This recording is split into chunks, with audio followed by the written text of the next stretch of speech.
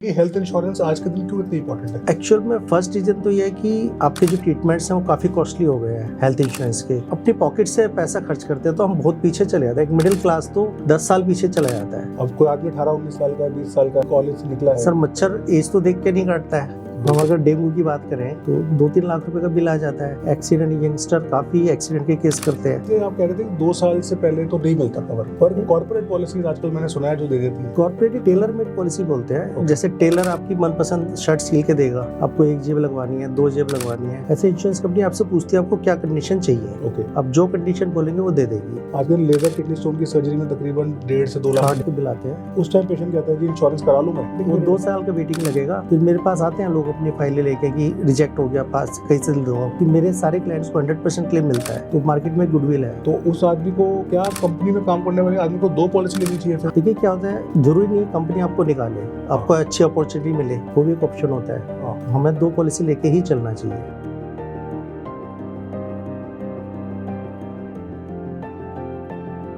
Welcome back to my channel friends. आज का topic बड़ा ही इम्पोर्टेंट है। आज के दिन अगर आप दिल्ली जैसे बड़े शहर में जी रहे हैं तो अगर हेल्थ होगी तो बीमारी भी होगी। तो ये कोई गारंटी नहीं है कि आपकी हेल्थ हमेशा रहेगी, और बीमारी रहेगी, बीमारी आती है।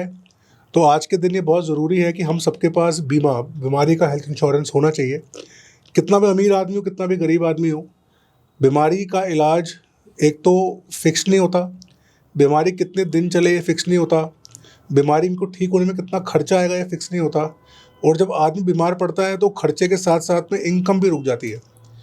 तो अगर आज के दिन आप दिल्ली जैसे शहर में रह रहे हैं जहाँ पर बीमारी के खर्चे बढ़ते जा रहे हैं, बीमारियाँ बढ़ती जा रही है, और आपके पास बीमा नहीं है, इंश्योरेंस नहीं है, तो आप अपनी हेल्थ के साथ एक खिलवाड़ कर रहे हैं। तो बीमारी ना आए अच्छी बात है, प्रिवेंशन ऑफ हेल्थ अच्छी बात है, पर बीमारी की प्रिपरेशन, बीमारी के लिए तैयार रहना भी एक सद्बुद्धि का काम है। और आज इसी के बारे में बात करने के लिए हमारे साथ जुड़े हैं सुशील जैन जी, जो नई दिल्ली में इंश्योरेंस के एक बहुत सीनियर कंसल्टेंट है। 25 साल से हमारे एरिया के कई हज़ारों मरीज नहीं, फैमिलीज़ की हेल्थ का ख्याल रख रहे हैं, उनकी इंश्योरेंस का ख्याल रख रहे हैं। और आज के दिन आप सुनते होंगे कि इंश्योरेंस कराई थी, बीमार पड़े, इंश्योरेंस वालों ने क्लेम रिजेक्ट कर दिया। ऐसा इनके जो नीचे या इनके केयर में जो मरीज है या पेशेंट्स हैं उनके साथ नहीं होता, क्योंकि खुद तो हाईली क्वालिफाइड है ही, इंश्योरेंस का इतना तजुर्बा है। और आज इन्होंने बड़ी रिक्वेस्ट के बाद, कोई कैमरा शाय है, बहुत रिक्वेस्ट के बाद एक्सेप्ट किया हमारे चैनल पे आने के लिए, क्योंकि मैं चाहता हूँ कि मेरे जितने व्यूअर्स हैं आप सबके पास हेल्थ इंश्योरेंस होनी चाहिए, और उसके फ़ायदे नुकसान और कौन सी इंश्योरेंस ले, इसके बारे में आज हम इनसे बात करें। Sir, welcome to the show. Thank you sir. वैसे तो आपने सही कहा, मैं थोड़ा कैमरा शाई तो हूँ, लेकिन आपके क्वेश्चंस के जवाब देने की मैं पूरी कोशिश करूँगा और आपके दर्शकों को सही नॉलेज दूंगा। तो ये कोई एडवर्टीजमेंट नहीं है कौन सी इंश्योरेंस कंपनी से ले, क्या ले, वो हमारा पर्पस नहीं है। हमारा पर्पस आज ये बताना है कि हेल्थ इंश्योरेंस आज के दिन क्यों इतनी इंपॉर्टेंट है। सर एक्चुअल में फर्स्ट रीज़न तो ये है कि आपके जो ट्रीटमेंट्स हैं वो काफ़ी कॉस्टली हो गए हैं हेल्थ इंश्योरेंस के, और अगर हम अपनी पॉकेट से पैसा खर्च करते हैं तो हम बहुत पीछे चले जाते हैं। एक मिडिल क्लास तो 10 साल पीछे चला जाता है, क्योंकि 10-20 लाख रुपए की बिल तो बिल्कुल नॉर्मल हो गए हैं। दूसरा, हमने देखा है कि अब इंश्योरेंस कंपनी जो हैं वो काफ़ी कम नेगोशिएट करती है रेट्स में। तो अगर आपके पास पॉलिसी है तो आपका बिल भी कम आएगा। ओके, तो ये आपको इकोनॉमिकल पड़ेगा। ठीक है, इसीलिए ये पॉलिसी होनी ज़रूरी होती है। ठीक है। तो जैसे हेल्थ इंश्योरेंस, मतलब एक आदमी इसको बिल्कुल आइडिया नहीं है इंश्योरेंस क्या होती है, तो उसको कैसे समझाएंगे कि हेल्थ इंश्योरेंस क्या होती है? हेल्थ इंश्योरेंस एक इस तरह की पॉलिसी होती है जो आपके सारे हॉस्पिटल के एक्सपेंस वो सब कुछ कवर करती है। ओके, तो सब मतलब जो फॉर एग्जांपल आपका हॉस्पिटल स्टे, एडमिशन, दवाइयाँ, डॉक्टर की फीस हो जाती है, टेस्टिंग होती है, 3 तरह के एक्सपेंस होते हैं।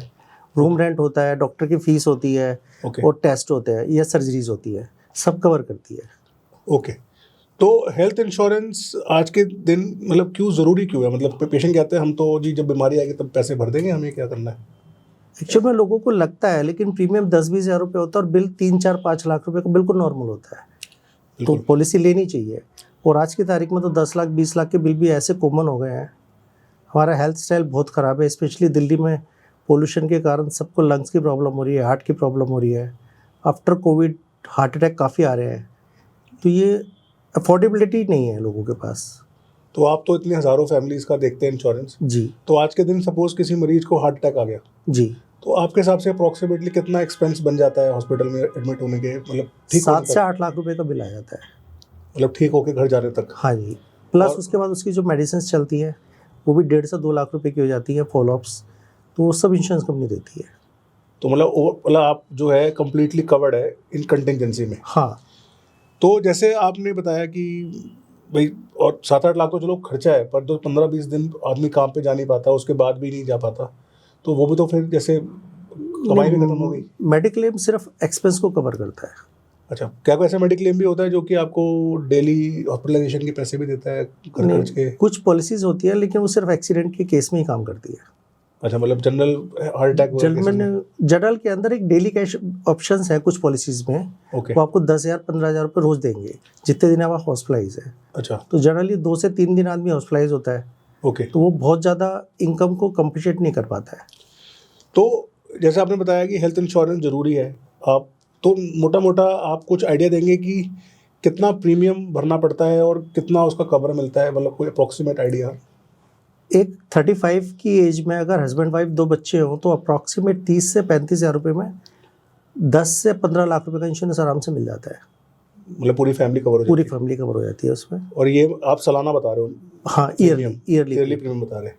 तो ये मतलब 30 से 35 हज़ार में आपको 10 से 15 लाख रुपए का कवर मिलता है? आराम से मिल जाता है। तो इसमें कौन सी बीमारियां नहीं कवर्ड है इंश्योरेंस में?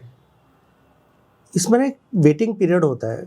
काफ़ी सारी जितनी भी स्लो मूविंग डिजीज़ है, जैसे आपका स्टोन है, कैटरेक्ट है, हर्निया है, इस तरह की जितनी भी डिजीज़ है, जितनी भी सर्जरीज हैं, वो 2 साल तक कवर नहीं करते हैं। ओके, तो सर्जरी 2 साल बाद? हाँ, और फर्स्ट 30 डेज तक कुछ भी नहीं देते एक्सेप्ट एक्सीडेंट। एक्सीडेंट, किसी का एक्सीडेंट ना हो, मतलब हाँ, अगर हो जाए तो 1 महीने के बाद नहीं, एक्सीडेंट डे 1 से कवर है। एक्सीडेंट डे 1 से कवर्ड है।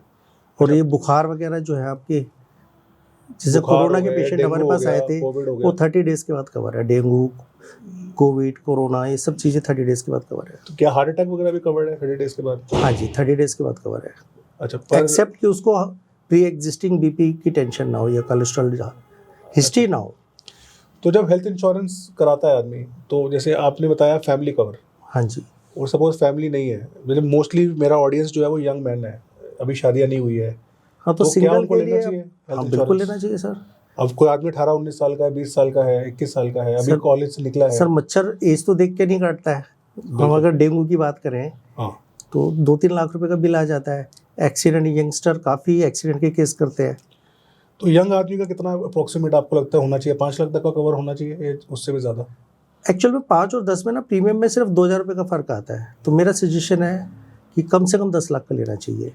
ओके, तो उसका एक सिंगल आदमी के लिए जो अनमैरिड है, जो हेल्दी है, उसका कितना प्रीमियम बन जाता है 10,000 के आसपास। पूरे साल का? मतलब 1,000 रुपये पर मंथ? हाँ जी, तो 1,000 रुपये महीना देके आप तकरीबन 10 लाख रुपए तक का इलाज 10 लाख रुपए तक आप ट्रीटमेंट करा सकते करा हैं। सकते हैं। और ये आप अच्छा, तो ये तो हो गया प्रीमियम। और वो एक बेनिफिट ये भी है ना इंश्योरेंस का कि हम अच्छा ट्रीटमेंट ले सकते हैं।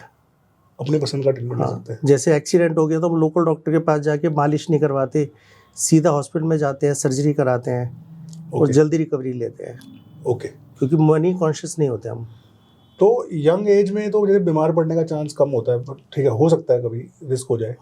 तो बहुत कॉमनली मेरे जो यंग पेशेंट्स हैं, मेरे पास आते हैं, किडनी स्टोन के पेशेंट आते हैं, तो वो कहते हैं किडनी स्टोन हो गया जी, आप ऑपरेशन करना है। आजकल लेज़र किडनी स्टोन की सर्जरी में तकरीबन 1.5 से 2 लाख हाँ, का 1.5 खर्चा से आता 2 है। लाख के बिल आते हैं। तो उस टाइम पेशेंट कहता है जी इंश्योरेंस करा लूँ मैं, आप बोलो तो मैं आज करा लूँ इंश्योरेंस, तो वो मतलब वो 2 नहीं साल सर, का वेटिंग वो पीरियड 2 साल का वेटिंग लगेगा। काफ़ी सारे एजेंट्स ये कह के पॉलिसियाँ दे देते हैं, हाँ, फिर मेरे पास आते हैं लोग अपनी फाइलें लेके कि रिजेक्ट हो गया, पास कहीं से दो, क्योंकि मेरे सारे क्लाइंट्स को 100% क्लेम मिलता है, ओके, तो मार्केट में गुडविल है, बिल्कुल, तो वो 2 साल से पहले नहीं मिलेगा। ओके। किसी भी सिचुएशन में कॉर्पोरेट नहीं। इंश्योरेंस कहते हैं कि डे 1 से मिल जाती है? कॉर्पोरेट एक टेलर मेड पॉलिसी होती है। आप अपनी एक शर्ट सिलवा रहे हैं, कहीं भी आप कह देते हैं यहाँ जेब लगा दीजिए, यहाँ बटन लगा दो, इस तरह टेलर मेड पॉलिसी में आप कोई भी कंडीशन ले सकते हैं। ओके। तो जो बड़ी बड़ी कंपनियों से इंश्योरेंस मिलती तो है, बड़ी कंपनीज है ना, जनरली हमारे से सारे वेवर लेती है, ओके 30 डेज का भी वेवर ले लेती है, ओके। और ये 2 साल वाला भी, प्री एग्जिस्टिंग का भी।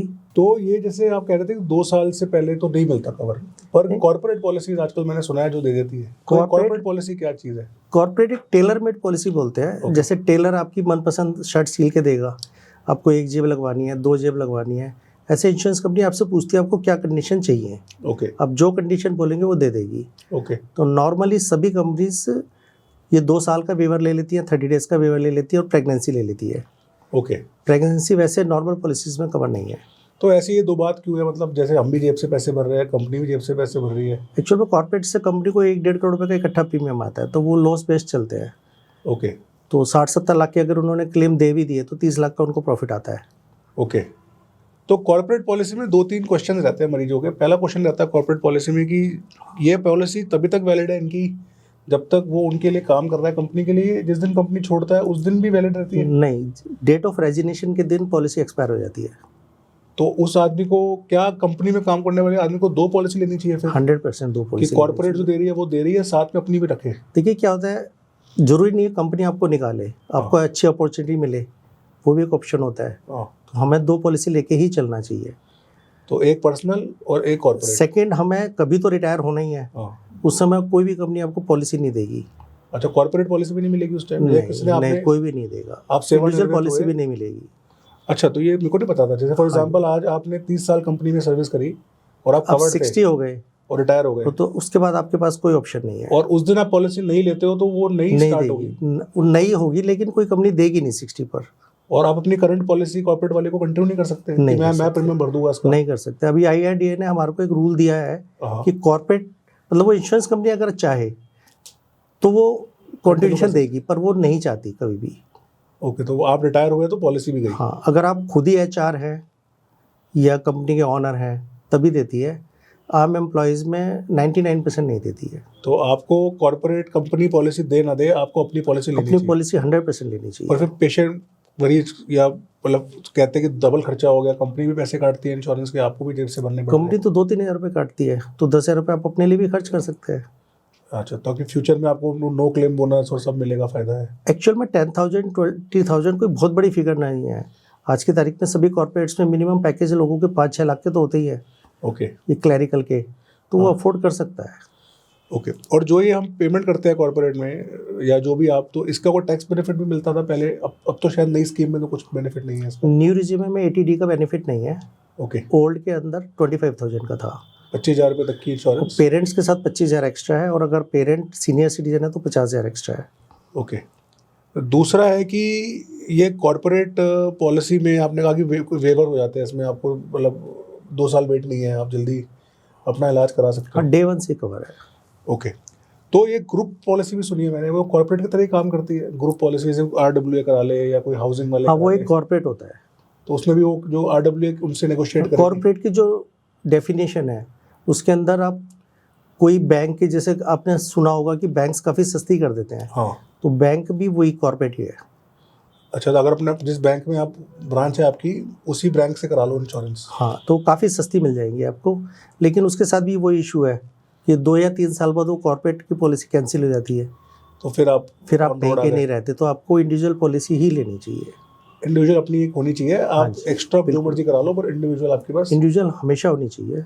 अच्छा, जब हम कोई पॉलिसी खरीदने जाते हैं, हम मार्केट में बहुत सारी कंपनियां हैं, प्राइवेट भी है, गवर्नमेंट भी है, सरकारी भी है, तो हमें एक पॉलिसी खरीदते वक्त क्या क्या चीज़ें ध्यान रखनी चाहिए? हमारी पॉलिसी में कैपिंग कम से कम होनी चाहिए। अच्छा, कैपिंग मतलब?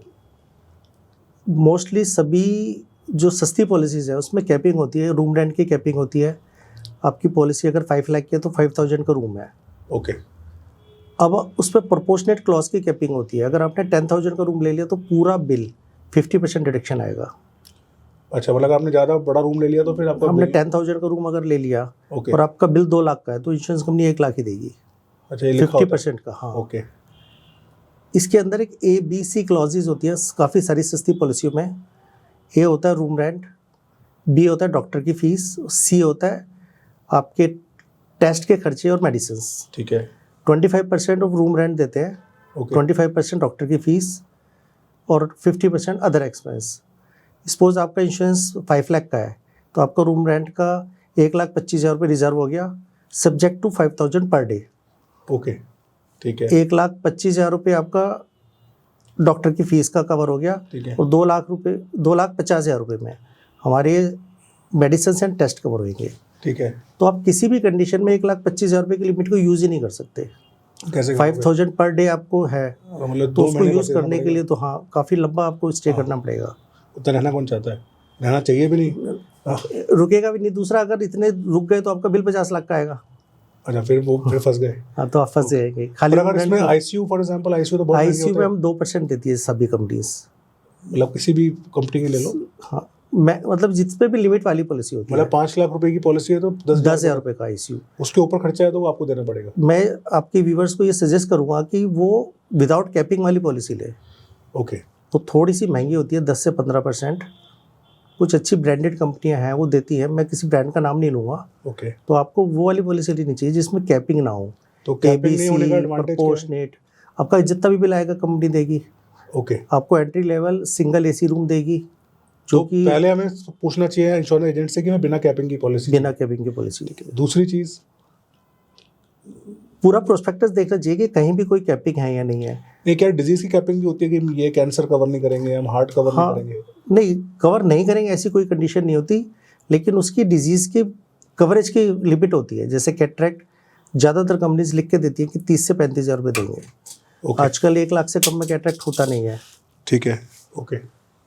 तो वो ऐसी कोई पॉलिसी नहीं लेनी चाहिए जिसमें किसी भी तरह की कैपिंग हो। सेकंड है, मैंने देखा है आज के दिन, जैसे कैटरेक्ट की बात ही करें तो कैटरेक्ट में कई तरह के लेंसेज आते हैं और कई बार बहुत अच्छे लेंसेज होते हैं जो कंपनी कवर नहीं करती। तो क्या ऐसी भी पॉलिसीज होती है जो कहती है जी हम मतलब सामान सिर्फ लोकली लगाएंगे या इंडियन मेड ही लगाएंगे? तो बेसिकली वो लोकल नहीं होता है, अच्छी कंपनी का होता है, और 30 से 40,000 रुपये में आपको भी मालूम होगा अच्छे लेंस लग जाते हैं। ओके, लेकिन आजकल कुछ हॉस्पिटल्स ने अपने रेट्स ज़्यादा कर दिए हैं, या ब्रांड के स्टिकर लगा के बेच देते हैं, ओके, या रोबोटिक करने लगे हैं। कुछ पॉलिसीज रोबोटिक भी कवर करती है।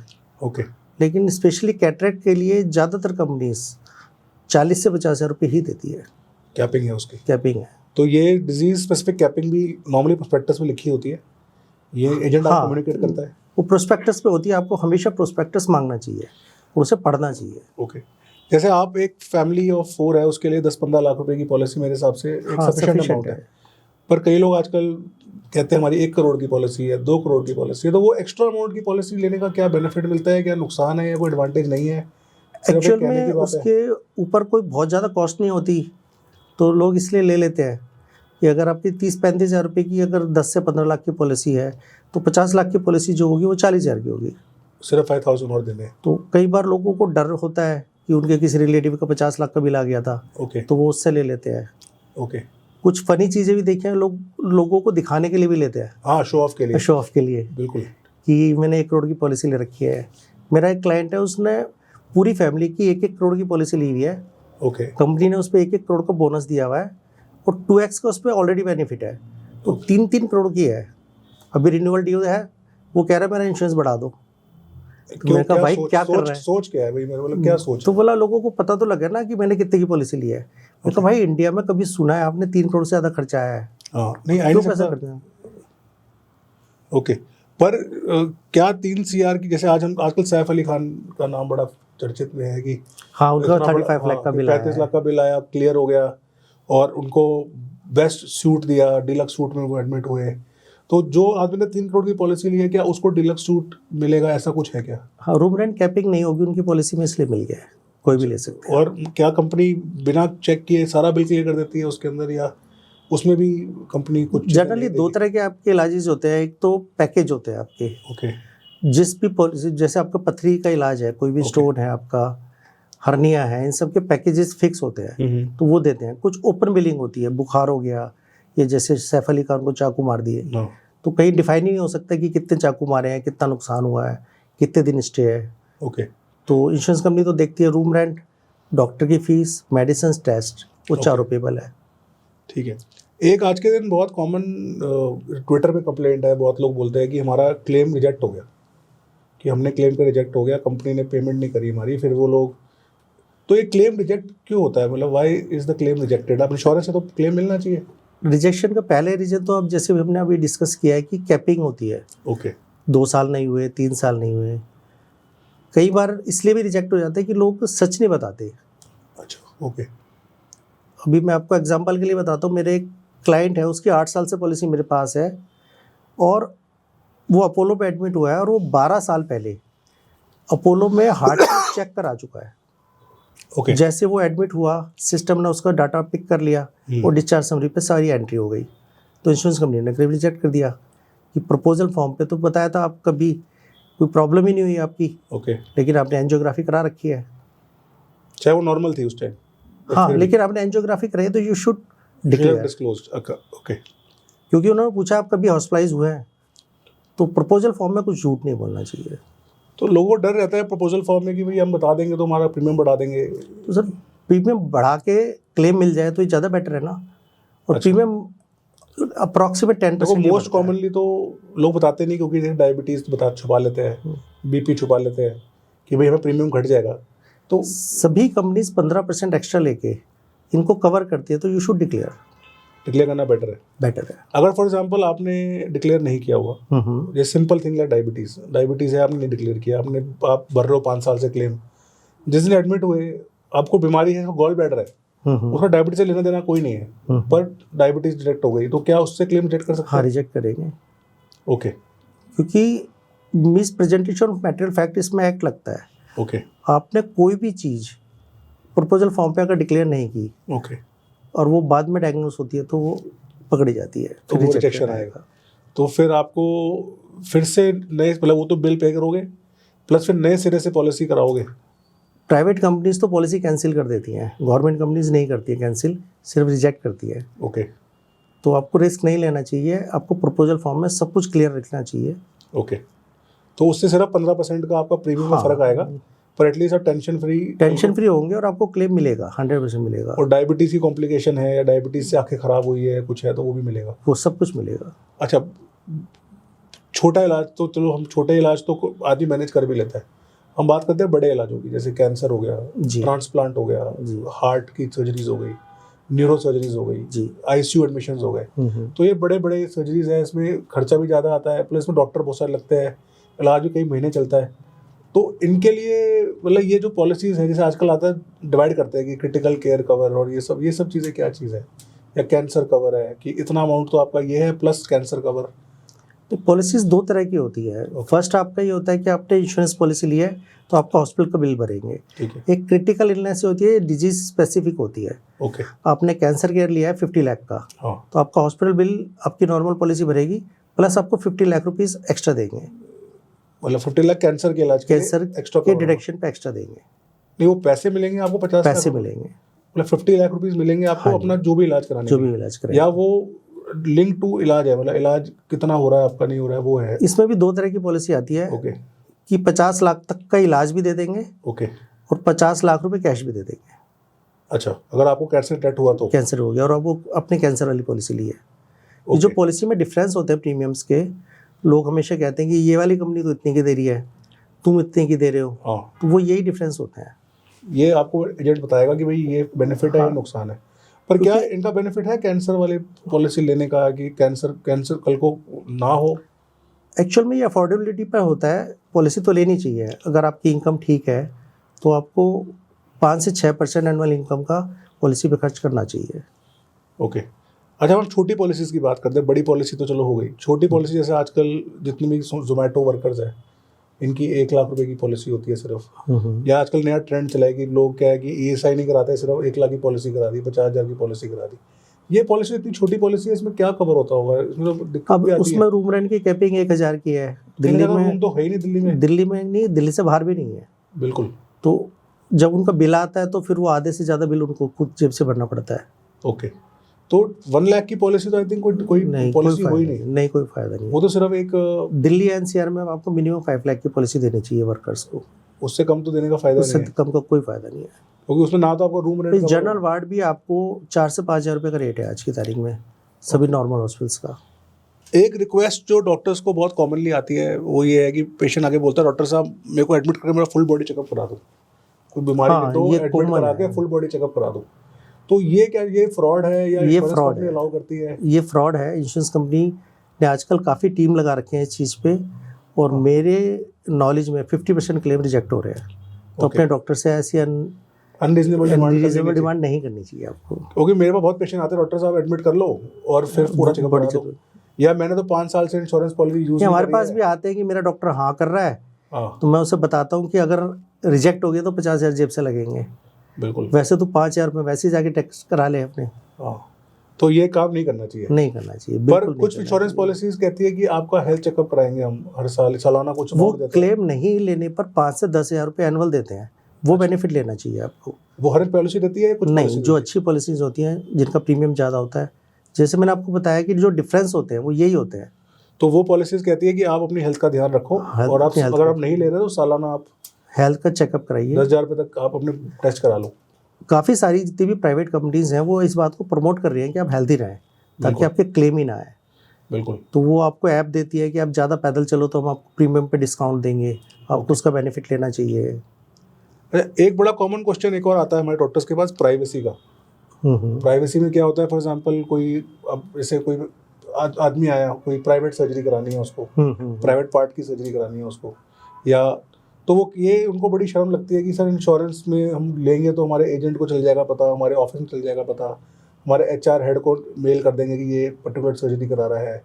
तो ये इंश्योरेंस कंपनी का और ये प्राइवेसी का क्या मतलब, ये देती है डिटेल कंपनी आपको? इंश्योरेंस एजेंट को नहीं पता चलता आपकी किस चीज़ की सर्जरी है। ओके, पर आपकी कंपनी में HR को पता चलता है, पता है HR हेड को कि भाई ये फलाना सर्जरी करा थाउजेंड्स में क्लेम आते हैं और उनके लिए तो सब चीज़ डिजीज़ है। रहा है। ओके। अब आपके लिए कोई प्राइवेट पार्ट की सर्जरी है या यूट्रस की प्रॉब्लम है किसी को, हाँ, तो आपके लिए तो एक पेशेंट है, बिल्कुल। तो वो हम लोगों को ही लगता है कि ऐसा कुछ है। पर क्या हम एज अ इंश्योरेंस कंपनी को इन्फॉर्म कर सकते हैं कि ये जानकारी आप आगे ना दीजिए? पॉसिबल नहीं है। अब मतलब उनके जो डिपार्टमेंट है जो इसका क्लेम पास करना, उसे तो पता ही है ना कि मैं क्या कर रहा हूँ। तो क्लेम थोड़ा ना कोई आपकी कंपनी का HR हेड करता है, क्लेम तो नहीं, आपकी- HR तो को नहीं पता लगता। हाँ, वही पूछा, मतलब आपकी जिस कंपनी से हाँ, कॉर्पोरेट में नहीं, HR को नहीं पता लगता। तो प्राइवेट मैटर है between insurance company, doctor and patient. मतलब अनलेस कि वो चाहे पता करना, Okay. वो रिक्वेस्ट करे कि मेरे को डिस्चार्ज समरी भेजो, अदरवाइज नहीं पता लगता। प्राइवेसी हॉस्पिटल, मेंटेन रहती है। हाँ, हॉस्पिटल सीधा पेशेंट को देता है फाइल। ओके, ठीक है। ऐसी क्या चीज़ें हैं जिसको करने से आपकी इंश्योरेंस कंपनी या आपकी इंश्योरेंस जो है वो डीएक्टिवेट हो सकती है? क्या ऐसी कुछ चीज़ है, जैसे कोई पेशेंट कहते हैं जी हमारी इंश्योरेंस थी, हमें लगाता थी, अब वो पता चला कि वो डीएक्टिवेट हो गई पीछे से, आपने कोई भी चीज़ अगर प्रपोजल फॉर्म में छुपाई है तो पॉलिसी डीएक्टिवेट हो जाएगी। बिना आपको इन्फॉर्म किए? इन्फॉर्म तो करेंगे। फ्रॉड पकड़ते ही वो कैंसिल कर देते हैं। अच्छा, ओके। उसके बाद हमारे पास सिर्फ कोड बचता है, वहाँ प्रूव करना होता है, ओके, कि वो आप हमारे क्योंकि वो क्लॉज में होता है, आइदर साइड से रिजेक्ट हो सकता है। आप भी पॉलिसी सरेंडर कर सकते हो कभी भी। अच्छा, एक और बड़ी कॉमन इंडिया की प्रॉब्लम है, दिल्ली की स्पेसिफिकली, जो मैं देखता हूँ कि पेशेंट ने 7 साल पॉलिसी चलाई, फिर 2 साल प्रीमियम भरना भूल गया या किसी कारण से भरा नहीं, या उसकी कोई अफोर्डेबिलिटी इशू आ गए, और फिर 9वें साल से वो कहता है जी मेरी वो इंश्योरेंस, फ्रेश इंश्योरेंस होगा। कोई तरीका नहीं है इसको फिर से रिस्टार्ट करने का, किसी ने 7 साल भरी है तो? IRDA ने सिर्फ 30 डेज की परमिशन दी है, ओके, और इंश्योरेंस कंपनी के जो ब्रांच मैनेजर्स हैं उसके पास 2 महीने की पावर होती है। ओके, अगर वो चाहे तो 30 डेज के बाद 1 मंथ का कंसिडर कर सकता है, ओके। उसके बाद कुछ कवर नहीं। बट अगर पॉलिसी लैप्स होगी तो फिर से आपको फिर से वो 2 साल का वेटिंग पीरियड और सब हाँ, कुछ सब फॉलो कुछ करना होगा, पड़ेगा, सब कुछ होगा। प्लस आपकी एज बढ़ गई तो प्रीमियम ज़्यादा भरना पड़ेगा। हाँ, तो एक और जैसे क्वेश्चन है कि मतलब आदमी की एज से भी प्रीमियम डिसाइड होता है? हाँ जी। तो किसी आदमी ने 19 साल में पॉलिसी स्टार्ट कराई और वो 50 साल तक रेगुलर भर रहा है वर्सेस जिसने 40 साल पे ली, तो क्या फ़र्क आएगा दोनों के प्रीमियम में? इंश्योरेंस कंपनी में क्या होता है, 1 साल का कॉन्ट्रैक्ट होता है। आज हमारा जो प्रीमियम है वो अगले साल वो नहीं होगा। Okay, every year premium change होता है। कुछ कंपनीज एवरी 5 ईयर देते हैं, कुछ कंपनीज ने स्लैब कर रखे हैं 0 से 25, 26 से 35, 36 से 45, ओके। उसके बाद स्लैब चेंज हो जाता है। प्लस इन्फ्लेशन के कारण आफ्टर एवरी 5-6 ईयर वो वैसे भी इंक्रीज करते हैं। तो किस Premium एज fix के नहीं हो बाद सकता। पॉलिसी नहीं मिलेगी? कितनी एज के बाद पॉलिसी नहीं मिलेगी? जनरली 60 के बाद नहीं देते हैं। देते ही नहीं है। पर अगर आप 59 पे ले लो हाँ, तो मिल जाती तो है फिर आप उसको चला सकते हो 90 तक भी, टिल डेथ। टिल डेथ चला सकते हो उसको। पर अगर आपने टाइमली नहीं ली तो फिर आपको कवरेज नहीं मिलेगी लेटर इन लाइफ। कुछ कंपनीज आजकल 70-80 पे भी दे रही हैं, उसके साथ काफ़ी सारी कंडीशंस हैं। मिनिमम 20 से 30% को पेमेंट है। ओके, तो वो इतने वो पैसे पेमेंट क्या होती है? मतलब जितना भी बिल आएगा उसका इतने % आपको बेयर करना पड़ेगा। ओके, तो ये आपको मतलब आपकी जेब से लगेगा, आपकी जेब से लगेगा। 1 लाख का बिल आएगा, फेक बिलिंग ना हो। हाँ 1 लाख का बिल है तो 30% आपको 30,000 आपको देना होगा। ओके, ठीक है। ये बोनस एक बड़ा कॉमन है कि आपने नो क्लेम बोनस, ये नो क्लेम बोनस क्या चीज़ होती है? अगर आप क्लेम नहीं लेते तो इंश्योरेंस कंपनी 5 से 100% तक का बोनस देती है, 5% से 100%। ओके, तो वो उतना सम एश्योर्ड आपका इंक्रीज कर देती है, तो you can use this limit in your treatment. तो ये कितने लेवल तक बढ़ सकता है? 100% तक, मतलब डबल हो जाएगी पॉलिसी? डबल तक। पर जिस साल आपने यूज़ की उसका वापस बैक टू जीरो चले जाएगी? इसमें भी 2 तरह की पॉलिसीज आती है, एक तो वापस 50 कर देंगे या फिर 0 करेंगे सेकंड क्लेम पे। ओके, कुछ पॉलिसी ऐसी भी आती है जो फिक्स रहता है। अच्छा सपोज आपको कोई ऐसी बीमारी हो गई रेकरेंट जिसमें आपको हर 6 महीने पे या साल में फिर से इलाज करना पड़ रहा है, जैसे डायलिसिस है, हाँ, या जैसे फॉर एग्जांपल कैंसर की कीमो है। हाँ, तो फॉर एग्जांपल आपने फर्स्ट ईयर में क्लेम ले लिया, फिर सेकंड ईयर में फिर क्लेम ले लिया, थर्ड ईयर में फिर क्लेम ले लिया, तो कंपनी बोल सकती है कि इतने क्लेम ले रहा हूँ, पॉलिसी रिन्यू नहीं करेंगे? नहीं, कंपनी मना नहीं कर सकती। अगर आपने पॉलिसी ले ली 20-25 साल की उम्र में और खुदा ना खास्ता आप 50 में बीमार पड़ गए और आपको हर साल क्लेम लेना पड़ रहा है, हाँ मेरे पास काफ़ी सारे ऐसे केसेस हैं। तो आप कई साल तो ले सकते हो। हाँ, हर साल 10-15 लाख के क्लेम आते हैं पेशेंटों के। और हर साल 10-10 लाख रुपए ले सकते हो। हाँ, लेते हैं। Till death. Till death. तो ये एडवांटेज है हाँ, इंश्योरेंस कंपनी, यही एडवांटेज है। मतलब ये 1 करोड़ का इलाज पॉलिसी करा सकते हो। ये इंडिविजुअल पॉलिसीज में कॉर्पोरेट्स के अंदर हमारे पास आते हैं। अभी एक कॉर्पोरेट है जिसको 2-3 साल से वो लगातार क्लेम ले रहा है अपने फादर का, ओके, तो उसमें फादर मदर भी कवर है। तो इस बार इंश्योरेंस कंपनी ने कह दिया है कि अगर इसको इस पर्टिकुलर एम्प्लॉय को कवर करना है तो 20 लाख एक्स्ट्रा लगेंगे। कॉर्पोरेट में कह सकते हैं, पर इंडिविजुअल नहीं कह सकते। तो कोई भी कॉर्पोरेट 20 लाख रुपए एक्स्ट्रा क्यों देगा तो एक एम्प्लॉय के लिए? तो उन्होंने उसको मना कर दिया। तो कॉर्पोरेट का मतलब ये नहीं है कि आप सेफ है, इंडिविजुअल में आप सेफ है। तो एज अ रिस्पॉन्सिबल सन और डॉटर, हाँ, अपना तो कराओ, फैमिली का भी कराना चाहिए। क्या फैमिली कवर में पेरेंट्स भी इंक्लूड कर सकता है आदमी? हाँ, कर सकता है। तो एक एज के पहले, जैसे आप कॉमनली देखते हैं फैमिली में हस्बैंड वाइफ बच्चे होते हैं, ज़्यादातर कंपनियां आपके पेरेंट को कवर करती थी, डिपेंडेबल के जितने भी डिपेंडेंट पेरेंट्स हैं उनको कवर करती है। मतलब एक ही फैमिली कवर के अंदर, जैसे for example family husband, cover में wife, हस्बैंड वाइफ बच्चे और ग्रैंड पेरेंट्स।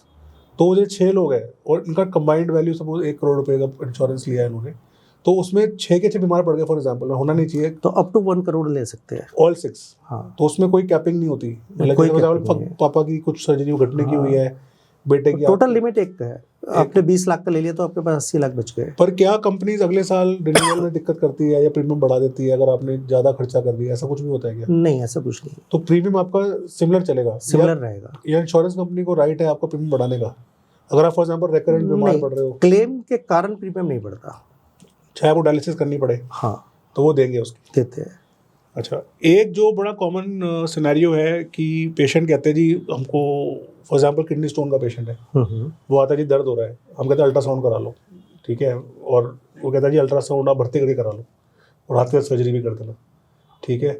हम कहते हैं जी नहीं आप अल्ट्रासाउंड कराओ पहले, हो सकता है आपको स्टोन ना ही हो या सर्जरी की जरूरत ही ना हो, तो हम आपके जो ये अल्ट्रासाउंड के पैसे आपके रीइंबर्स हो जाएंगे अगर आप एडमिट हुए तो।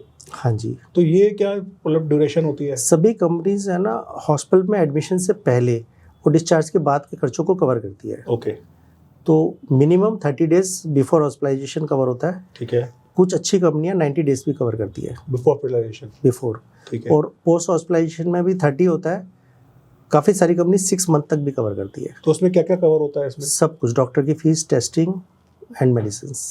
ओके, मतलब अगर फॉर एग्जांपल किसी को किडनी स्टोन का सपोज पेन उठा, उसने टेस्ट कराया, अल्ट्रासाउंड था, हमने दवाई लिख दी, हाँ जी, और दवाई से निकल जाएगी और 2 महीने बाद भी नहीं निकली, फिर सर्जरी करी, हाँ जी, तो वो 2 महीने 2 महीने के अगर लिमिट है उसके 2 महीने के तो पूरा मिलेगा। अगर 30 डेज है तो 30 उसमें कोई days का अमाउंट की कैपिंग है? नहीं, कोई कैपिंग नहीं है। तो फॉर एग्जांपल सीटी स्कैन हुआ है, एमआरआई हुआ है, तो सब भी एनीथिंग डॉक्टर ने प्रिस्क्राइब किया हो तो वो रिइंबर्स होगा। काफ़ी सारे हमारे पास क्लेम आते हैं, लोग अपनी मर्जी से करा लेते हैं कि डॉक्टर साहब तो बोलेंगे अल्ट्रासाउंड करा लो, मैं करा के चला जाता हूँ, वो पेबल नहीं है। पर उसके लिए फिर आगे बोलते हैं कि सर आप लिख दो प्रिस्क्रिप्शन बैक डेट में, वो एक आई थिंक लूप अराउंड है, लूप अराउंड है, वो पेबल है फिर। और अगर आप अपनी मर्जी से कराते हो तो पेबल नहीं है। आज के दिन एक नई कॉन्सेप्ट चली है इंश्योरेंस में ओपीडी, कि यार ओपीडी फीस भी जो है इंश्योरेंस कंपनी पे कर रही है कि आप बीमार, आप डॉक्टर, ये राइडर्स होते हैं आजकल। जैसे अभी हम 2 के तो हम बात कर ही चुके हैं, कि एक तो डेली कैश में बताओ 5 से 10 हज़ार रुपये आपको रोज़ मिलेंगे। एक क्रिटिकल इलनेस, एक ओपीडी राइडर भी होता है कि 20,000 25,000 रुपये तक की ओपीडी हम आपको कवर कर देंगे। नहीं सिर्फ ओपीडी, फॉर एग्जांपल एडमिट हुआ ही नहीं पेशेंट, फिर फॉर एग्जांपल कोई हार्ट का पेशेंट है हाँ, ओपीडी कवर राइडर वो आपको दे देगा तो 20 से सिर्फ 25,000 रुपये। कार्डियोलॉजिस्ट दिखाने के और इको हाँ वगैरह जी, कराने हाँ के वो जी। उतने पैसे उसको देते सालाना वो हैं। ले सकता है। उसमें Insurance मेडिसिन cover में। नहीं देती हैं कंपनियाँ, डॉक्टर की फीस एंड टेस्ट दे देती है। और क्रॉनिक डिजीज में जैसे फॉर एग्जांपल डायलिसिस पेशेंट बड़ा सबसे कॉमन एग्जांपल है कि उनकी डायलिसिस भी हो रही है, वो तो कवर्ड होती है, और दवाइयाँ जो चल रही है नेफ्रो की, पेबल है। तो वो क्योंकि वो एवरी टाइम वो डायलिसिस हो रही है तो वो एक बार फिर से उसका फाइल खुलती है, एडमिशन होता है, डिस्चार्ज होता हाँ, है। वो एवरी एडमिशन फ्रेश होगा तो उसके 60 या 90 आपका कवर होएगा। अच्छा, एक बड़ा कॉन्सेप्ट है एम्पैनल्ड हॉस्पिटल का। तो एम्पैनल्ड हॉस्पिटल के लिए बड़ा क्वेश्चन रहता है कि डॉक्टर साहब आपका हॉस्पिटल मेरे इंश्योरेंस पॉलिसी में एम्पैनल्ड नहीं है, तो उसमें जैसे हम कहते हैं कि हमारा हॉस्पिटल रजिस्टर्ड है दिल्ली गवर्नमेंट से और आप उसको रीइंबर्स करा सकते हो, क्या ये ट्रूथ है या आपको एम्पैनल्ड हॉस्पिटल पे ही जाना पड़ेगा वरना आपको पैसे नहीं मिलेंगे? अगर दिल्ली गवर्नमेंट से हॉस्पिटल रजिस्टर्ड है, अगर रजिस्टर्ड नहीं है और उसमें 15 बेड्स हैं, ओके ओटी है, 24 इमरजेंसी है, ओके, तो पेबल है। तो बिल और पेबल अभी हो तो जाएगा। आईआरडीए ने एवरीवेयर कैशलेस ओपन कर दिया है। ओके, आप किसी भी हॉस्पिटल में जाके अप्लाई कर सकते हैं, आपको क्लेम मिल जाएगा। अच्छा मतलब इंश्योरेंस कंपनी को वो एम्पैनलमेंट वाला काम खत्म हो गया, खत्म हो गया। मतलब आप हॉस्पिटल में जाओ एवरीवेयर कैशलेस के अंदर अप्लाई करिए, अगर वो उसी रेट पे करने को एग्री है हॉस्पिटल, जो रेट वो बताते हैं, हाँ, जो भी उनके फिक्स फिक्स रेट्स रेट्स हैं, है, ओके। तो क्लेम पेबल है, कैशलेस हो जाएगा आपका। अच्छा, तो आईआरडीए ने अब अलाउ कर दिया कि अगर मतलब हाँ रजिस्टर्ड जी, और ये अब शुरू हो गया, लोगों को इसका बेनिफिट लेना चाहिए, लोगों को मालूम नहीं है। तो इसमें क्या चीज़ होती है कि आप हॉस्पिटल में जाओ, मतलब आप अपने पसंदीदा हॉस्पिटल में जाओ जहाँ भी आपको घर के पास है, वहाँ या पे टीपी डेस्क पे बोलो कि एवरीवेयर कैशलेस में मेरे को अप्लाई कर दो, तो ओके उनके पास एक सेटअप है, उनको पता है, ओके उसके एक स्पेशल फॉर्म्स है, स्पेशल मेल है, ओके, आपका क्लेम पेबल है। ठीक है। क्या क्लेम बैक डेट में रिजेक्ट हो सकता है? फॉर एग्जांपल आप एडमिट हुए, आप डिस्चार्ज हो गए, आपको बिल क्लियर कर दिया इंश्योरेंस कंपनी ने और 2 महीने बाद कहते हैं कि नहीं जी ये क्लेम कभी false कभी था। इंश्योरेंस कंपनी को अपनी इंक्वायरी में पता लगता है कि ये फ्रॉड था, ठीक है, तब वो कर सकती है तो वो पैसे कैसे लेगी आपसे वापस? Legal way. लीगल वे या फिर आपकी पॉलिसी कैंसिल करेगी फ्रॉड के लिए? पॉलिसी तो कैंसिल कर ही देगी, और फिर प्लस वो अब लीगल एक्शन लेगी अगर आपने वापस नहीं किए तो। अच्छा, फॉर एग्जांपल आपकी कभी किसी रीज़न से पॉलिसी कैंसिल हुई किसी फ्रॉड में, तो क्या आप री अप्लाई कर सकते हो पॉलिसी के लिए किसी और कंपनी से, या फिर वो हाँ, कर सकते हैं, पर you should declare everything. Again next time जब करो तो उसको पूरा डिक्लेयर करके? सब कुछ डिक्लेयर करना चाहिए। अच्छा, एक बड़ा कॉमन क्वेश्चन यंग कपल्स के लिए, कोई लड़के आजकल क्या इंश्योरेंस होती है इंडिविजुअल शादी से पहले, और शादी के बाद they want to go into family cover, तो वो कन्वर्ट करना चाहिए उनको फैमिली कवर, या they should continue with their single policies? Family cover करना चाहिए, लेकिन प्रॉब्लम क्या होती है कि हस्बैंड की अलग चल रही है, हाँ, और वाइफ की अलग चल रही है, अब दोनों की डेट्स मैच नहीं हो रही, हाँ, तो हम मर्ज नहीं कर सकते, क्योंकि जो इंश्योरेंस है वो एक कॉन्ट्रैक्ट है एक डेट पे, ठीक है, तो 1-2 दिन आगे पीछे होता है तो हमें किसी एक की पॉलिसी को 30 डेज के गैप में कर लैप्स लेते करना हैं। पड़ता है। नहीं, पर जैसे फॉर एग्जांपल आप जब फैमिली में कन्वर्ट करते हो तो क्या फिर से वो 2 साल की वेटिंग स्टार्ट हो जाती है या नहीं, वो जो फ्रेश ऐड हुआ है, उसकी चलेगी? जैसे लड़की है वो अपनी पॉलिसी में हस्बैंड को ऐड कर रही है, हाँ। तो वो तो कंटिन्यू है, हस्बैंड फ्रेश हो गया। तो what is the benefit of taking a family cover? कोई बेनिफिट है फैमिली कवर का? इंडिविजुअली हाँ, चलनी चाहिए? प्रीमियम काफ़ी सस्ता होता है उसका, प्रीमियम कम होता है फैमिली कवर का, और फैमिली कवर में बच्चे ऑटोमेटिकली कवर हो जाते हैं, आई थिंक। ऑटोमेटिकली नहीं, आपको डिक्लेयर करना होता है, मतलब उस सबका प्रीमियम देना जब बर्थ होगा तो उसके बाद डिक्लेयर होता है। करेंगे। हाँ जी, और ये बर्थ कवर होता है प्रेगनेंसी? कुछ पॉलिसीज 3 से 4 साल बाद कवर करती है, कॉर्पोरेट पे डे 1 से कवर होता है। तो कोई फैमिली पॉलिसीज है जो बर्थ को प्रेगनेंसी कवर भी करती है? हाँ, काफ़ी है मार्केट में। पर 4 इयर्स के बाद? 3 या 4 ईयर बाद, सभी कंपनीज के अलग अलग पॉलिसीज है। तो 2 इसमें मेरे को डाउट अभी क्लियर नहीं हुए। पहला कि फैमिली पॉलिसी का एडवांटेज क्या है इंडिविजुअल पॉलिसी? फॉर एग्जांपल आज हस्बैंड वाइफ है, हस्बैंड चला रहे का insurance चला 10,000 प्रीमियम है, हाँ, वाइफ का 10,000 है, अगर हाँ। आप दोनों की कंबाइन लेंगे तो 15 में हो जाएगी, ये बेनिफिट है। नहीं, पर क्या फैसिलिटीज में कोई बेनिफिट ज़्यादा मिलता है बोनस में या कैपिंग में, या अगर आप Amount 10-10 की 2 अलग ले रहे हैं, हाँ, उसकी जगह 20 की एक लेंगे तो आपका सम एश्योर्ड बढ़ गया है, ओके, ठीक है, वो बेनिफिट आता है। अदरवाइज तो फिर हमारा शेयरिंग हो जाता है, शेयरिंग के लिए डिस्काउंट होता है, सम एश्योर्ड में शेयर कर रहा है हस्बैंड, ओके। तो वो डिस्काउंट मिल गया आपको। अच्छा, सेकंड है कि कई बार ये दूसरा क्वेश्चन भी आता है, फॉर एग्जांपल हस्बैंड अपने फादर की इंश्योरेंस में फैमिली में था, तो ये खाली डिपेंडेंसी हो सकता है ना, ये मैरिड बच्चे तो नहीं हो सकते फैमिली में, जैसे एक माइनर ही होता है, माइनर ही होता है, मेजर तो कोई भी नहीं family मेजर में- कोई कवर नहीं। तो मेजर की अपनी अलग इंश्योरेंस पॉलिसी लेनी पड़ेगी। हाँ, आफ्टर 25 तो ऑटोमेटिक ही अलग हो जाते हैं वो। तो जैसे जैसे मेरी डॉटर है, आज मेरी वाइफ डॉटर का ग्रुप कवर चल रहा है, मेरी डॉटर 18 की होगी तो फिर उसकी पॉलिसी अलग से लेनी पड़ेगी नहीं 25 के बाद। 25 के बाद।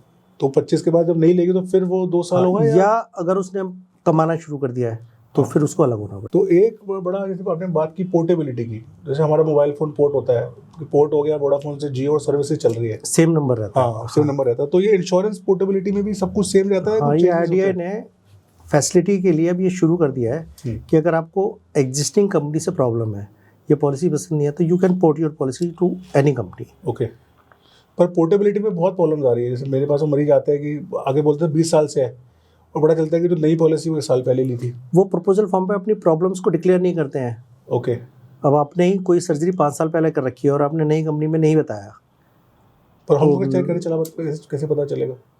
जब वो सेकंड ट्रीटमेंट कराते हैं। अभी हमारे पास एक केस आया था, गॉल ब्लैडर नहीं निकला अल्ट्रासाउंड में। रिजल्ट में गॉलब्लैडर गायब था। हाँ, तो उसने बताया गॉल ब्लैडर की सर्जरी तुमने 12 साल पहले कराई थी, हाँ, तो तो उसने डिक्लेयर नहीं किया। ओके, मतलब ऐसे ऐसे केस आते हैं। जो एक हमारे पास केस आया, आदमी की लड़ाई हो गई, किसी ने मुक्का मारा, आंखों का रेटिना टूट गया, अंदर कुछ होता है लेंस वगैरह। वहाँ पे पता लगा कि उसने कैटरेक्ट की सर्जरी 12 साल पहले करा रखी थी, वो डिक्लेयर नहीं कर रखा था। ओके, अब हम कोर्ट में भी गए कि इस चीज़ के लिए कि भाई ये इनरिलेवेंट है, वो अलग चीज़ थी, पर उन्होंने कहा कि आपने प्रपोजल फॉर्म में डिक्लेयर नहीं किया।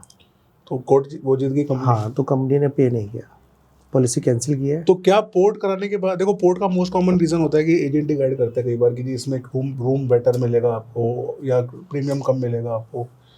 तो पोर्टेबिलिटी के टाइम क्या ध्यान रखने वाली बात है? मतलब पोर्ट तो कराना चलो ठीक है, आपको सब कुछ डिक्लेयर करना चाहिए, अपना बीपी, शुगर, थायराइड, 3 डिजीज तो ये प्रॉब्लम ही है, ठीक है। कोलेस्ट्रॉल, हाँ, ये जरूर डिक्लेयर करना चाहिए। कभी भी हॉस्पिटलाइज है आप, चाहे डेंगू के लिए भी हैं, आप प्रोवाइड करिए उसको डिटेल, डिस्चार्ज समरी दीजिए। आपके पास डिस्चार्ज समरी नहीं है, फॉर्म में भर के दीजिए, फ़ोन पे बताइए, आप खुद भी रिकॉर्ड करिए उसे कि मैंने बता दिया था कि मेरे को डेंगू हुआ था 2017 में, पेपर नहीं है। ओके, एक लेटर लिख के दो, उनसे रिसीव लो। वो सारी चीज़ जब कंपनी में एंटर हो जाएगी तो आपका क्लेम 100% पास होगा। तो जैसे आज फॉर एग्जांपल मेरी इंश्योरेंस पॉलिसी है, आज मुझे डायबिटीज़ नहीं है और मेरे को 10 साल बाद हो जाती है, मैं पोर्ट नहीं करा रहा, मेरी चल रही है इंश्योरेंस, तो क्या मुझे 10 साल बाद भी कंपनी को इन्फॉर्म करना पड़ेगा? जिस समय आपने पॉलिसी ली थी तभी इन्फॉर्म बता करना वो होता बाद में कंपनी, और क्या कंपनी मुझे 10 साल के बाद रिन्यूअल के टाइम बोल सकती है कि आप फिर से टेस्टिंग कराओ अपने रिन्यूअल से है। पहले? नहीं, अगर आप सम एश्योर्ड इंक्रीज करने के लिए कहते हैं तब तो कह सकती है। अच्छा, एक बड़ा कॉमन डाउट है कि सरकारी इंश्योरेंसेज वर्सेस प्राइवेट इंश्योरेंसेज, कि भाई आप ये जो सरकारी कंपनीज हैं न्यू इंडिया और यूनाइटेड, और जो प्राइवेट कंपनीज है आदित्य बिरला और म्यूनिक अपोलो, इसे क्या फ़र्क है मेजरली? इनके प्रीमियम कम है गवर्नमेंट वालों के, इनके ज़्यादा है प्राइवेट के? ज़्यादातर सभी ओल्ड कंपनीज जितनी भी थी, new India, United, national, oriental, ये 4 कंपनियां हमारे पास, तो सबके पास प्रीमियम कम इसलिए है कि उन्होंने कैपिंग भर भर के लगा रखी है। ओके, 1% रूम रेंट की है, प्रपोर्शनेट क्लॉज है, कंज्यूमेबल की पेमेंट नहीं है, जो 30 से 40 हज़ार रुपये की पर एडमिशन होते हैं। तो ये सारी चीज़ें, और सम एश्योर्ड वो ज़्यादा नहीं बढ़ाती, 5 लाख एक एवरेज हमने टिकट साइज़ देखा है, 5 लाख है वहाँ पर। ओके, अब मार्केट में जो डिमांड है 20 से 25 लाख की है, बिल्कुल, तो मिनिमम 10 तो होना चाहिए, तो वो 5 से 10 नहीं करते हैं। ओके, वो कहते हैं 5 से 6 कर लो, 4 साल में क्लेम नहीं होना चाहिए। तो थोड़े से एक्स्ट्रा बेनिफिट में अभी तो क्या है कि ऑलमोस्ट सेम प्रीमियम पे सारी प्राइवेट कंपनीज अच्छे प्लान ऑफर कर रही है। वो 5 लाख के प्रीमियम पे 10 लाख की पॉलिसी दे रही हैं, ओके, कोई कैपिंग नहीं है, इसलिए लोग पोर्ट कर रहे हैं। ओके। बट एक और प्रॉब्लम जो हमने देखी है डॉक्टर्स, आज तो कुछ इलाज, कुछ तो मैं समझता हूँ कमर्शियल इंटेंट है डॉक्टर्स का जो पब्लिक कहती है, पर कुछ मुझे लगता है कि एक बेनिफिट भी है। फॉर एग्जांपल लेज़र है किडनी स्टोन के लिए आज के दिन एसेंशियल है, भाई हम क्यों चीर फाड़ करें, क्यों काट पीट करें, जब बड़े लेज़र से प्रॉपर्ली हो सकती है। पर ये जो गवर्नमेंट इंश्योरेंस है ये क्यों नहीं देती लेज़र का खर्चा, या कई बार क्या है ये बिल्कुल थोड़ा भी एडवांस ट्रीटमेंट है उसके लिए पे करने को रेडी नहीं है, तो ये भी तो एक्चुअल में वहाँ पे सरकारी सेटअप का है, उन्होंने जो अपनी पॉलिसीज बना रखी हैं, आपसे एक रेट एग्री कर रखा है कि इस सर्जरी के इतने पैसे देंगे। अब जो एनहेंसमेंट आई है वहाँ पे तो वो फाइल जाएगी, वो नए रेट आएंगे, इनमें 2 से 3 साल लग जाएंगे, क्योंकि सभी को मालूम है गवर्नमेंट सिस्टम काफ़ी स्लो है। प्राइवेट वाले फ़ोन पे ही एग्री कर जाते हैं, ओके, इसीलिए प्राइवेट ज़्यादा इस समय मार्केट को कैप्चर कर रहा है। तो जहाँ मॉडर्न ट्रीटमेंट्स है या जहाँ एडवांस ट्रीटमेंट्स है जो एक्चुअली बेनिफिशियल है भी, वहाँ पर आई थिंक ये जो प्राइवेट इंश्योरेंस से जल्दी एग्री करती है, जल्दी दे भी देती है। लेकिन अब धीरे धीरे सरकारी कंपनियां भी उन्हीं सब पर आ गई है, गवर्नमेंट भी इसमें काफ़ी एक्शन ले रही है। ओके, उन्होंने वेबसाइट वगैरह गवर्नमेंट डिजाइन कर रही है। आप देखेंगे 1 से 2 साल में सब कुछ सेंट्रलाइज हो जाएगा। Okay, okay. So I think हमने इंश्योरेंसेस के बारे में काफ़ी अच्छी जानकारी आपसे ली। जो टेक होम पॉइंट्स है वो तो हम डिस्कस करेंगे। इससे पहले 2 सेगमेंट हमारे और है। एक सेगमेंट हमारा है कि कोई ऐसे इंटरेस्टिंग, आप तो इतने सारे मरीजों का इंश्योरेंस का काम कराते हो, ऐसे कोई 1 या 2 इंटरेस्टिंग लेसन जैसे बताया आपने बीच में, जो आप चाहोगे जिससे कुछ मतलब इंटरेस्टिंग केस कोई आपके सामने आया हो इंश्योरेंस को लेके। हमारे पास एक केस आया था कि उसने हमारे को बिल भेजा प्रेगनेंसी का, मतलब उसको प्रेगनेंसी का क्लेम था। उसने डॉक्टर से कह के उसने स्टोन के पेपर करा लिए। ओके। और उसके बाद उसने 3 महीने बाद बेबी एडिशन के लिए रिक्वेस्ट डाल दी। बेबी एडिशन के लिए? और उसमें उसके पास बर्थ सर्टिफिकेट नहीं था। ओके। तो उसने वही डिस्चार्ज समरी किडनी स्टोन वाली हमारे को दे दी। ओके। कि ये बेबी के बर्थ हुआ था। तो इंश्योरेंस कंपनी ने बुलाया उसको, मतलब लेटर लिखा कि आपने ये क्या किया है। हमने पूरी रिकवरी डाली और उसके बाद वो खुद है ना लॉयर का कोई रिलेटिव था। लॉयर मेरे ऑफिस भी आ गया, काफ़ी लड़े, हम जज के पास भी गए। जज केस देख के हंस पड़ा। बिल्कुल। वो कहता है कि तेरे को शर्म नहीं आई है केस डालते हुए, मैं तेरे ऊपर फाइन लगाऊंगा। फिर हम जज ने उसके ऊपर फाइन लगाया, रिकवरी भी दी और 100% फाइन भी दिया, मतलब जितने का बिल था। हो गया इसमें। और डॉक्टर को भी क्या उसने गवर्नमेंट को भेजा है कि इसका लाइसेंस कैंसिल करो। बिल्कुल। तो ये इस तरह के फ्रॉड्स होते हैं और वो पकड़े जाते हैं।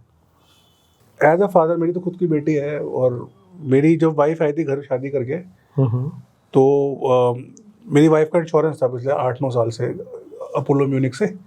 तो जब हमने फैमिली कवर लिया तो उसकी अपोलो म्यूनिक पॉलिसी बंद हो गई। ठीक है, पर वो फैमिली कवर में भी वो 2 साल का इशू था। तो बीच में उसका थोड़ा बहुत कुछ ऑर्थोपेडिक प्रॉब्लम आई थी, तो वो नहीं मिला कवर उसको। मेरे को बताया नहीं किसी ने भी कि ऐसे नहीं कर सकते इसको। आपको जब भी आप किसी कोई भी नई पॉलिसी लोगे तो आपको वेटिंग पीरियड ऐड होना चाहिए।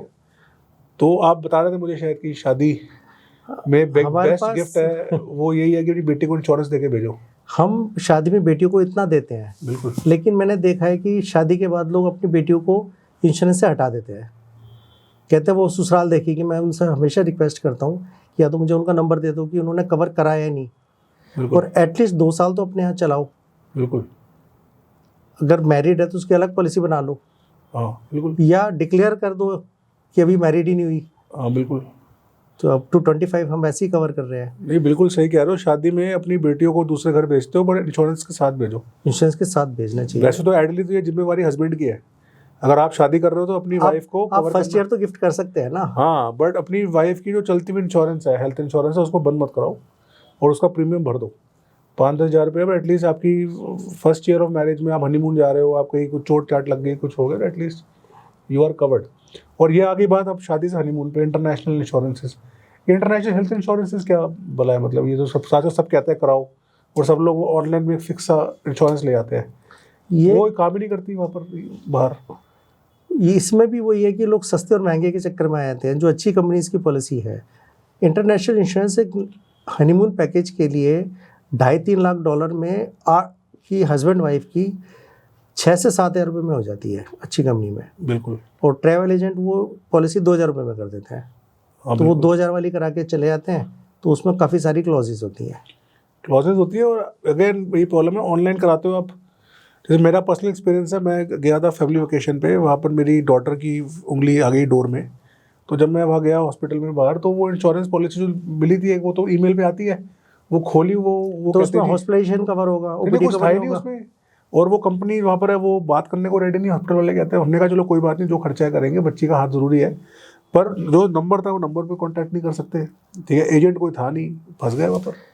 इसके अंदर इंटरनेशनल में भी हमने देखा है कि ज़्यादातर कॉर्पोरेट इंश्योरेंस चल रहे हैं जो 1000-2000 रुपये में आपको दे देते हैं। ये मेक माई ट्रिप वाले करा देते हैं। हाँ, प्रीफिक्स बने हुए होते हैं उनके, तो वो नहीं लेनी चाहिए। उनका पर्पस सिर्फ वीज़ा का इशू है कि वीज़ा मिल जाए। आप किसी ब्रांडेड कंपनी से, जैसे ICICI, बजाज, SDFC, रिलायंस, जो ब्रांडेड है हमारे यहाँ, उनसे जाके लेनी चाहिए, उनकी साइट पे जाके। आप बता रहे थे अभी शायद कोई किस्सा, कोई किसी का दांत टूट गया वहाँ पर, तो आपने उसका भी हाँ, क्लियरेंस करा दिया?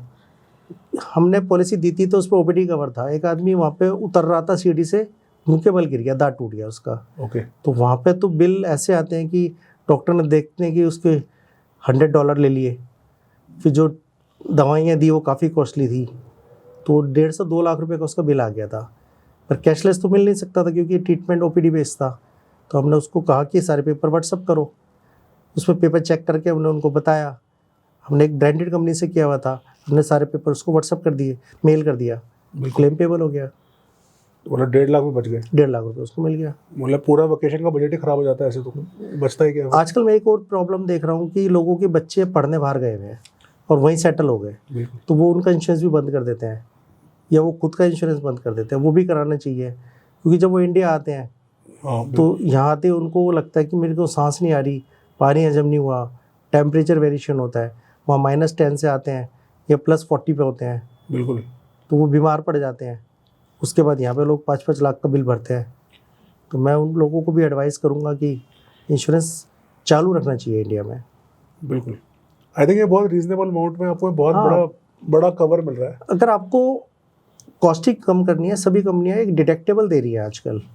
बिल्कुल। इसमें आप 20 से 25 हज़ार रुपये का एक डिडक्टेबल ले लीजिए, तो 25 हज़ार रुपये आपको बिल में से खुद भरने होगा, तो आपको प्रीमियम पे 25% डिस्काउंट मिल जाएगा। आई थिंक जो लोग विदेश रहते हैं, जो मेरे व्यूअर विदेश से, उनको आइडिया होगा कि बाहर कितनी महंगी हेल्थ इंश्योरेंस। ये इंडिया की एक खूबी है कि इतने इंडिया लो तो प्रीमियम में, बहुत चीपेस्ट है। मतलब यूएस में तो आप देखो 30-40% लोगों का इंश्योरेंस। मेरा सन का 18,000 पर मंथ का है और $100 उसका है, $1 लाख का, बिल्कुल। लेकिन 15,000 पर मंथ। यहाँ हम 15,000 ईयरली की बात कर रहे हैं। बिल्कुल बिल्कुल। तो आई थिंक इंश्योरेंस तो होनी चाहिए। अच्छा, एक जो चेंज किया है हमारी सीतारमन मैडम ने इस साल कि एफडीआई अलाउ कर दी 100%, तो आपको लगता है सब अपोलो म्यूनिक हो जाएगी, एक्सिस, ये एचडीएफसी, अर्गो हो जाएगी? क्योंकि अब तो they have allowed full FDI, अब तो सारी फॉरेन कंपनीज। ऐसे काफ़ी चांसेस हैं। जो कंपनी लॉस में चल रही है, जो काफ़ी सस्ती कर रही है, बिल्कुल, इन सबको भी इंटरनेशनल कंपनियां टेक ओवर कर लेंगी। तो यहाँ पर आपको इंटरनेशनल इंश्योरेंसेज आएगी, तो मेरे को लगता है नुकसान हमारा ही होगा। आई थिंक रेट बढ़ जाएंगे इंश्योरेंसेज। नहीं, कंपटीशन बढ़ेगा तो रेट कम होंगे, तो आपको और बेटर इंश्योरेंस बेटर रहेगा आपको। पहले हमारे पे इतने अच्छे इंश्योरेंस पॉलिसीज नहीं थी जो अब है। ओके। तो आगे और ही हमारे को बेनिफिट ज़्यादा मिलेंगे। और एक हमारा सेगमेंट है ऑडियंस क्वेश्चंस का। तो हमारे एक बड़ा कॉमन क्वेश्चन है कि आज की यंग जनरेशन है, 18 साल से पहले ही दिल्ली में कमाने लगती है। तो एक्चुअली क्या है, वो बड़े इंडिविजुअल होते हैं, उनको पता नहीं रहता है कि हमें इंश्योरेंस कौन सा करवाना चाहिए, क्या करवाना चाहिए, कैसे करवाना चाहिए। और फिर उसकी शादी होती है कुछ सालों बाद, तो वो अपनी फैमिली को कैसे ऐड कर सकता है और किस तरह का उसको पहले से ही अपना एक हेल्थ केयर का पॉलिसी लेनी चाहिए? जहाँ तक मैं समझ रहा हूँ, आपके 2 क्वेश्चन हैं कि पहले तो खुद की पॉलिसी लेनी है। पहले तो एक को अगर 18 साल का है तो वो पॉलिसी नहीं ले सकता, उसके पेरेंट ही लेंगे अगर 18 से कम है तो। ओके। और अगर 18 का वो हो गया है तो वो अपनी पॉलिसी ले सकता है। और अगर उसको अपनी फैमिली ऐड करनी है तो उसको 21 का होना पड़ेगा, बिल्कुल, तभी वो शादी करेगा। हाँ, तो सवाल यही है कि हेल्थ इंश्योरेंस एक बार अगर वो ले लिया, हाँ, तो आप रिन्यूअल के टाइम में उसको ऐड कर सकते हैं। और न्यूली मैरिड अपने स्पाउस को विदिन 3 मंथ ओके, कवर कर सकता है। तो हम चाइल्ड को आफ्टर 91 डेज देते हैं और स्पाउस को नेक्स्ट डे से 3 मंथ के अंदर आप मिड में भी ऐड कर सकते हैं। तो इसका प्रीमियम में क्या फ़र्क पड़ेगा, कितना ऐड? प्रोपोर्शनेट लगता है, जितना भी उसका प्रीमियम होता है उतने दिन का हम वो ले लेंगे उससे। अच्छा, तो पॉलिसी में मेरे क्या फ़र्क पड़ जाएगा? सपोज दैट अभी मैं एक 10,000 पर ईयर दे रहा हूँ, अब मेरी फैमिली में मेरी वाइफ जुड़ गई कुछ सालों बाद, अप्रॉक्सीमेट 15,000 की हो जाएगी, 5,000 जुड़ेगा, एक्स्ट्रा जुड़ेगा। तो ये हमें करवाना चाहिए, अर्ली करवाना चाहिए, अर्ली पहले कराना चाहिए, क्योंकि बीमारी कभी कह के नहीं आती है आपको। बेटर। Thank you. तो जैन साहब, thank you so much. I think ये एपिसोड बहुत ज़रूरी है, स्पेशली यंगर जनरेशन के लिए। क्योंकि ठीक है, आज के दिन सरकार आयुष्मान भारत लेके आ रही है और CGHS लेके आ रही है और आप कॉर्पोरेट कंपनी भी दे रही है, पर हर आदमी को अपना एक इंडिविजुअल हेल्थ इंश्योरेंस कराना चाहिए। क्योंकि आगे आगे इलाज महंगे होते जा रहे हैं। महंगा इसलिए नहीं हो रहा है क्योंकि डॉक्टरों की फीस बढ़ रही है, महंगा इसलिए हो रहा है क्योंकि ओवरऑल रेंटल्स, हॉस्पिटल के खर्चे, बीमारियाँ कॉम्प्लेक्स होती जा रही है, इलाज मुश्किल होते जा रहे हैं, और कोविड जैसी भयंकर महामारी कभी भी आ सकती है। कोविड में इतने लोगों ने इतने दिन आईसीयू में निकाले, आई थिंक इंश्योरेंस कंपनी ने सारे क्लेम पास किए। एक्चुअल में मैं ये देखा कि अगर हम कोविड की बात करते हैं, ऐसे कोविड तो हर साल हमारे पास आते रहते हैं। अब डेंगू में हमारे पे कितने क्लेम्स आते हैं, बिल्कुल, तो वो कोविड से ज़्यादा के क्लेम्स होते हैं। और चेंज ऑफ एटमॉस्फेयर में हमारे को काफ़ी क्लेम्स आते हैं, अस्थमा की प्रॉब्लम बढ़ती जा रही हैं, तो इंश्योरेंस तो होना चाहिए आपके पास। तो एक ही मैसेज, आज का टेक होम मैसेज यही है कि आप आज ही अपने किसी भी, वैसे तो जैन साहब सेंट्रल दिल्ली में और ऑलमोस्ट दिल्ली में 2000 से ऊपर परिवारों का क्लेम्स और इंश्योरेंस का काम देख ही रहे हैं। इनका नंबर भी हम डिस्क्रिप्शन में देंगे। पर आप अपने घर के पास आजकल तो ऑनलाइन भी इंश्योरेंसेस मिल जाती है। अच्छा, एक और ये क्वेश्चन रह गया कि आपको एजेंट से क्या फ़ायदा है इंश्योरेंस खरीदने का? आजकल तो ऑनलाइन जाके आप करो ऑनलाइन, और वो myinsurance.com पे जाओ, कोई भी .com पे जाओ और ख़रीद लो। इसके एजेंट के हमारे को 2 बेनिफिट मिलते हैं। पहला बेनिफिट तो एजेंट हमारे को सारे उसके प्लस एंड माइनस पॉइंट बताता है। दूसरा, उस समय टेक केयर करने के लिए कोई होता है। ऑनलाइन में हमारे पास एक कॉल सेंटर नंबर होता है, वो सिर्फ आपको यही कहते रहते हैं कि आप लाइन में हैं। अब जनरली मेरे ऑफिस में मैंने देखा है कि 90% लोगों के पास पॉलिसी बॉन्ड ही नहीं होता क्लेम के टाइम। ओके, तो इस तरह की फैसिलिटीज़ प्री पोस्ट एक्सपेंस के लिए, वैसे तो दवाई भी हम बिना डॉक्टर से पूछे ही गूगल कर सकते हैं, बिल्कुल, लेकिन आपकी वैल्यू क्या है ये उसी को पता है जो आपसे ट्रीटमेंट कराता है। क्या दवाई खानी है, कितनी खानी है, कब गैप देना है, इसके साथ क्या नहीं खाना। नहीं, हम डॉक्टर हैं, हम खुद इंश्योरेंस अपने एजेंट से कराते हैं। उसका रीज़न ये है कि जब बीमारी आती है तो आदमी उस टाइम बीमारी से जूझ रहा होता है, उसको साथ में इंश्योरेंस से जूझना ना पड़े। क्योंकि जब आप खुद ट्रबल में हो, जब आपका मेन कंसर्न एरिया है कि मेरी वाइफ बीमार है या मेरे माँ बाप बीमार है और उनका इलाज करा रहे हो, और उस समय आपको आ जाए लेटर की 5 लाख को जमा कराओ जी, आपको रिजेक्ट हो गया, उस टाइम आप किसको फ़ोन करो? इंश्योरेंस कंपनी को फ़ोन करो, वो बोलते रिजेक्ट हो गया। आप उसको फ़ोन करो, जैसे खरीदी थी, वो कहते हैं जी हम एजेंट को बताएंगे, आप बिल भर दो, बाद में बात करेंगे। एजेंट का एडवांटेज ये है कि उनको, अब जैसे हमारे एजेंट है, उनको फ़ोन करते हैं जी ये दिक्कत है, वो अपने आप हैंडल करते हैं चीज़ें, और 90% टाइम रिजेक्शन होता भी नहीं है। उनको पता भी होता है कि रिजेक्शन की रीज़न क्या है। बिल्कुल, हमारे पास तो पता ही नहीं होता कि इंश्योरेंस कंपनी मांग क्या रही है। हाँ बिल्कुल, क्योंकि उस टाइम कोई communication gap उस टाइम होता है डरे होते, घबराए होते हैं। हम खुद डॉक्टर होने के बावजूद, मेरे फादर कोविड में एडमिट हुए, हम खुद डॉक्टर थे, सब पता था कैसे क्या इलाज हो रहा है, क्या इलाज नहीं हो रहा, पर इंश्योरेंस का तब हमें आइडिया नहीं था। और हमारे डैड एडमिट थे, अब हमारे भी हाथ पैर फूल गए उस टाइम की क्या हो रहा है, प्लाज्मा लेके आ रहे हैं, दवाई लेके आ रहे हैं। पर ये था कि हमारे एजेंट साहब थे, उनको मैनेज करने दिया, वो हमारे फादर का पूरा बिल उस टाइम कवर हो गया। वो आईसीयू में रह के आए 5-6-7 दिन, पर एवरीथिंग वाज कवर्ड। मैं आपको बताता हूँ, कोविड के टाइम पे मेरे पास 105 फाइलें थी जो हमने आफ्टर ऑफिस ओपन प्रोसेस कराई थी। तो ये सब कॉल सेंटर नहीं करा सकते, हमने सबके घरों से पेपर पिक किए। 38 तो डेथ केस थे हमारे पास, तो कौन टेक केयर करेगा? उन्हें पता ही नहीं था घर वालों को। तो एजेंट जरूर होना चाहिए। तो क्या हेल्थ इंश्योरेंस में डेथ बेनिफिट भी मिलता है कुछ? नहीं, अप टू डेथ सारे हॉस्पिटलाइजेशन के एक्सपेंस कवर होते हैं। तो पोस्ट डेथ जैसे मॉर्चुरी नहीं, वो नहीं, up to death. Up to death everything is, हाँ, हॉस्पिटलाइज के सब खर्चे होते हैं। ठीक है। तो थैंक यू जैन साहब। आप कुछ इम्पोर्टेंट मैसेज देना चाहेंगे आप व्यूअर्स को? सबको अपनी पॉलिसी में नॉमिनी जरूर डालना चाहिए। ओह, हमने ये देखा है कि 90% लोग मेडिक्लेम में नॉमिनी नहीं डालते कि मेडिक्लेम में नॉमिनी की क्या ज़रूरत है। और जैसे भी हमने डॉक्टर साहब से बात की है कि डेथ होने पे हम ये पैसे किसको दें। हमने 35 लोगों को क्लेम दिलवाया था, तो हमने सबके डाले हुए थे इसलिए दिलवा पाए, नहीं तो हम कोर्ट के चक्कर ही लगाते रहते। वो देखो कितना इंपॉर्टेंट पॉइंट है, और ये कोई ऑनलाइन कंपनी बताती नहीं है। कोई नहीं बताती है। आप सब ऑनलाइन में अपना नाम डालते हो, फ़ोन नंबर डालते हो, पॉलिसी घर पे। ऑनलाइन में आपसे ये भी नहीं पूछते आपको कोई प्रॉब्लम है या नहीं है। बिल्कुल, वहाँ पे नीचे सिर्फ एक टिक होता है कि मेरे सारी चीज़ें, मेरे को कोई प्रॉब्लम नहीं है, ओके। सिर्फ एक टिक करना होता है। अब एजेंट के थ्रू लेंगे, उसमें एक क्वेश्चनियर होता है, आपको पढ़ के वो सुनाएगा। अगर किसी ने ऑनलाइन ले रखी है और वो चाह रहा है एजेंट के नीचे आना है, एजेंट के साथ एसोसिएट करना, तो क्या वो पॉलिसी में एजेंट का नाम चढ़ जाता है, ट्रांसफर हो जाती है? नहीं, सिर्फ कोर्ट के केस में कर सकते हैं, अदरवाइज आपको उन्हीं कंपनी को उन्हीं पेमेंट के करना साथ पड़ेगा। फॉलो करना पड़ेगा। लोग है ना 5% ऑनलाइन में मैक्सिमम 5% का डिस्काउंट होता है, वो उसके लालच में फंस जाते हैं ओके। और वो काफ़ी ज़्यादा फंस जाते हैं। क्योंकि आई थिंक पॉलिसी तो ऑलमोस्ट मेरे हिसाब से एक शादी करने के बराबर हो गया, हाँ, क्योंकि आप एक बार बिल्कुल। स्टार्ट हो गए किसी कंपनी के साथ तो आपको उसके साथ जीवन निकालना है। और अगर कंपनी परेशान, क्योंकि बीमार तो आदमी लाइफ में एक बार पड़ता है, अब वो 20 साल के बाद बीमार पड़ा, उस टाइम उसको समझ में आ रहा है कि आपकी कैपिंग भी है जी, रूम भी नहीं मिलेगा, ये भी नहीं मिलेगा, वो भी नहीं मिलेगा, उस टाइम मरीज क्या करेगा?